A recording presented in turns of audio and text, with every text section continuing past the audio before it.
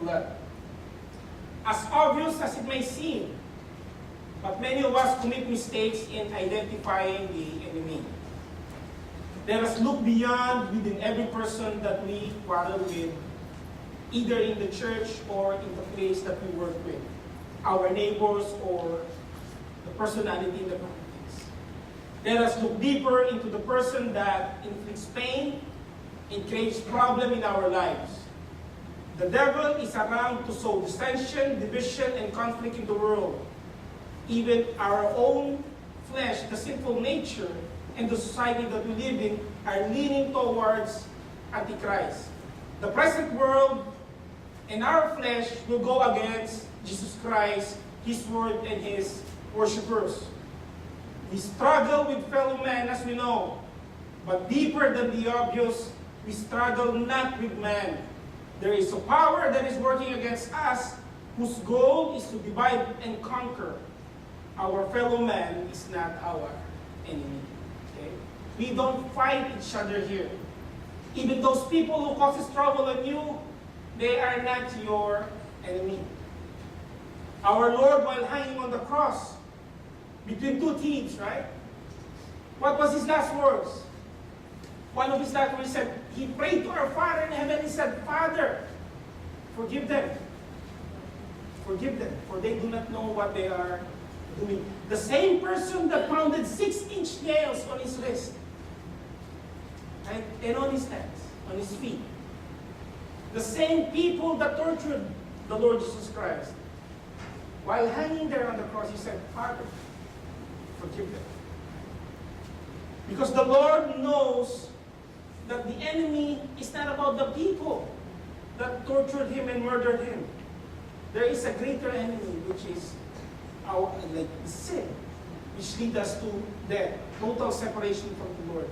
Now, if we can learn and completely grasp the Lord's mindset that our fellow man is not our enemy, we will eventually see them in a different perspective. Mas magiging mabait tayo. Especially those troublemakers in the church. You know, sometimes, no, don't get me wrong, there will always not.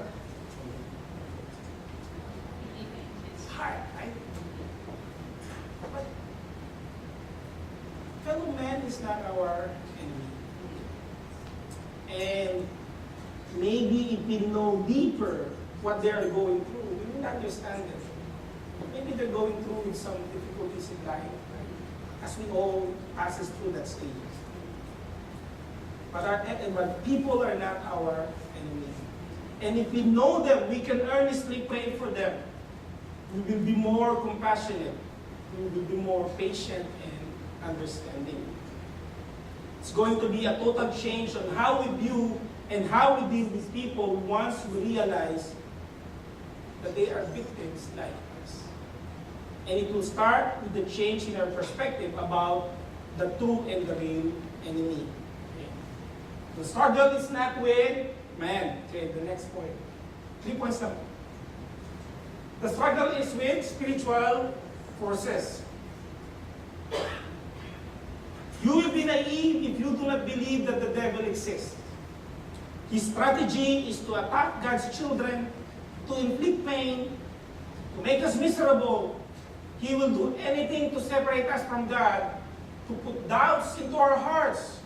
He will try to distort the blessing we receive so that it will cause us to spend more on the blessing rather than God.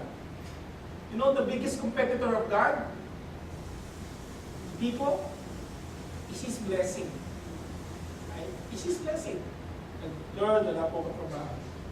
Pagka binigyan naman ng trabaho, patingin ko pumapasok, right? Like, something like that. I'm just saying. But the thing is, you need to devote one time for the Lord, one day for the Lord. Sunday, Saturday, it doesn't matter. If it's being asked, like if you're a nurse, my wife drives the Mississauga Transit, you know. And sometimes she is scheduled to this. Except nagdaday lang ka lang, no? But the thing is, the point here is that you need to set a time for the Lord. Pag naman 7 days. Right? Pag naman 7 days work. You need to set a time for the Lord and set a time to, what do you call it? to replenish your resources, your body. Hindi naman ganun yun eh. Right? The devil will try to distort the blessing that we receive so that it will cause us to spend more on the blessing rather than God. Binigyan ng bagong kotse. Ayun. Napanay ang pasyal. Take some time for the Lord. I'm not referring to anybody. I don't know much anything about your life, okay? I'm not hitting somebody else. This is the word of the Lord. The devil will do everything that will cause us to hate, to doubt God. Because in doing so, it is the only way to get back at God by attacking His children. You see, the devil has no power against God. He can't do anything about God. But the only thing he can do is harm his children. Right?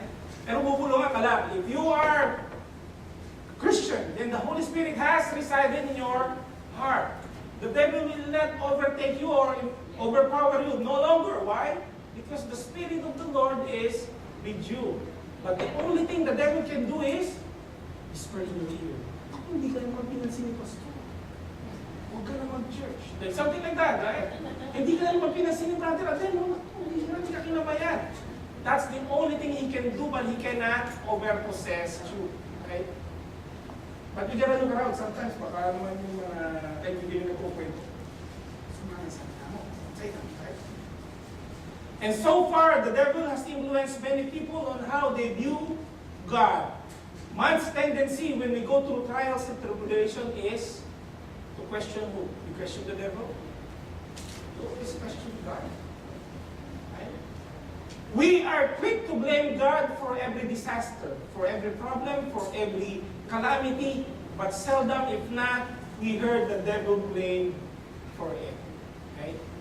When the Twin Tower was attacked, what was their question? Where was God in this? And they always blame God. And they never believe in God. But they always blame God. Paul is very clear. We have an enemy. And we struggle against an enemy who has the authority and possess power, who is in control of this dark world. God, in His wisdom and sovereignty, has given the devil power over this dark world. Jesus says here, my kingdom is that of this world.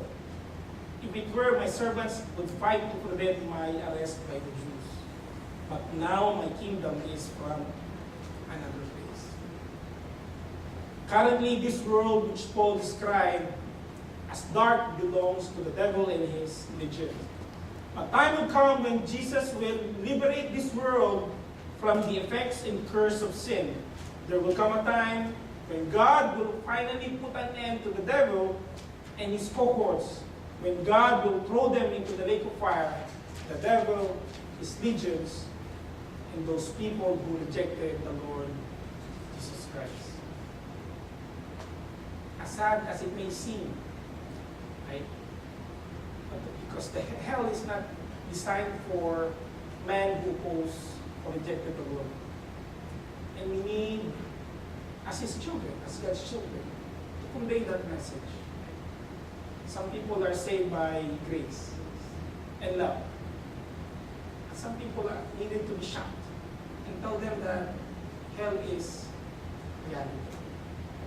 For a stubborn person like me, I have to be in shock by a verse. He said that when you deny before me, before my Father in heaven, I will deny you before my Father. Right? When you deny me before men, I will deny you before my Father in heaven. And that somehow shocked me. Because I thought that I go to church, but not even church. I'm a Christian church. I'm not that bad. I don't steal, I don't kill. I lie sometimes. Why? But it doesn't say like that. And the scripture is very clear that when you deny the Lord Jesus Christ here on earth, when you see Him face to face in heaven, standing on the right hand side of the Father, you say, Lord, I know you. You deny me. And I hope and pray that all of us here have made the decision to have finally